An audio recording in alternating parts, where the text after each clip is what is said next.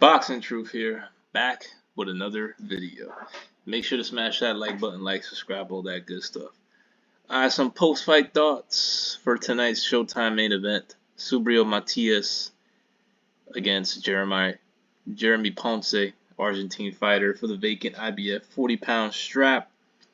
New player in the division, Subriel Matias continues his run of knockout victories with a solid knockout statement win to win his first world title. Previously revenging his lone loss. Now 19-1, 19 knockouts. He's really resurging in the 140-pound division, and he's really coming across as maybe the guy to beat in the division. Now that Taylor is going through what he's going through, maybe not the same fighter from 4 years ago. Regis Prograis is Regis Prograis.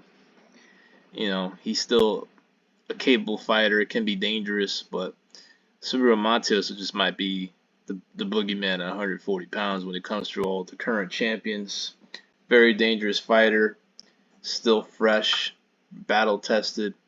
He's been in some wars, has pulled out some really good solid wins, has produced some really exciting knockout wins. He's really a fun fighter to watch, and he's now a world champion with a stoppage win over Ponce.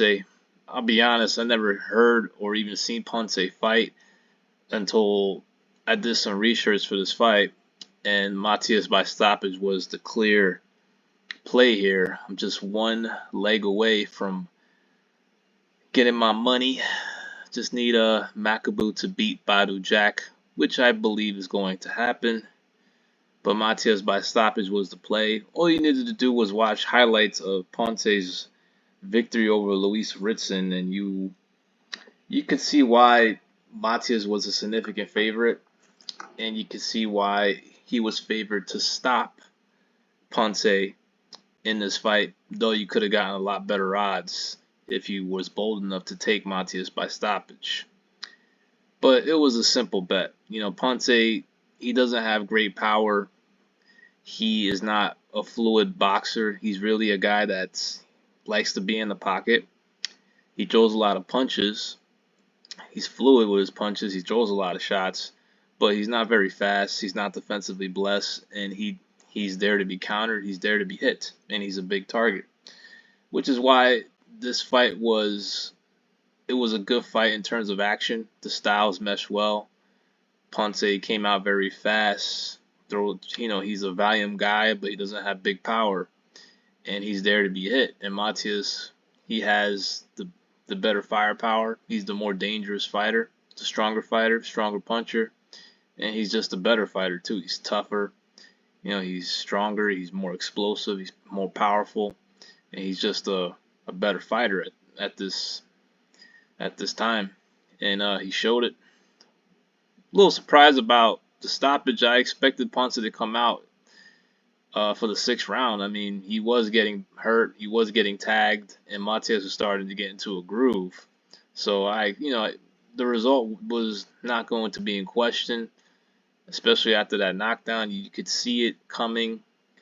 Matias was landing big shots. He was starting to warm up and started to find his rhythm round after round, and it was just a matter of time. So maybe Ponce, maybe it was the right call to bow out early.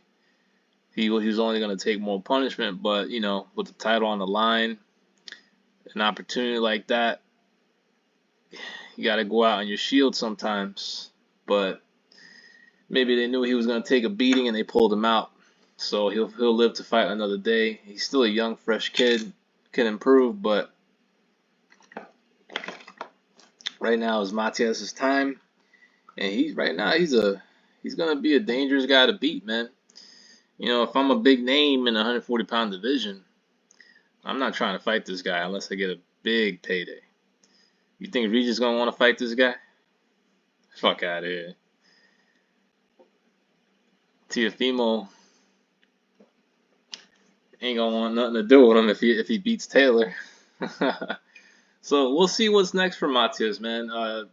Most likely he's gonna have to make a mandatory defense I believe it's one of the rules of the IBF. When you win a vacant title, you got to make a mandatory defense, and then maybe you can pursue some guys on the PBC side.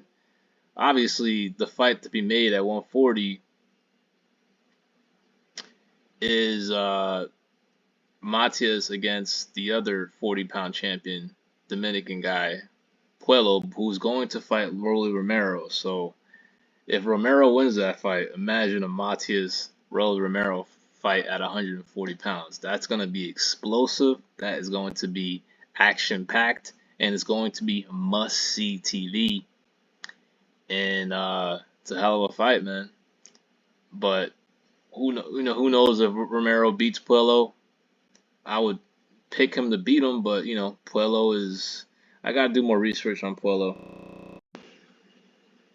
But overall, solid fight, solid main event, and congratulations to Matias, now a vacant, well, now a world champion, and now in line for some big fights in the near future. We'll see what's next for Matias. Let me know what y'all think. Give me your thoughts on the fight. This is Boxing Truth. I'm out.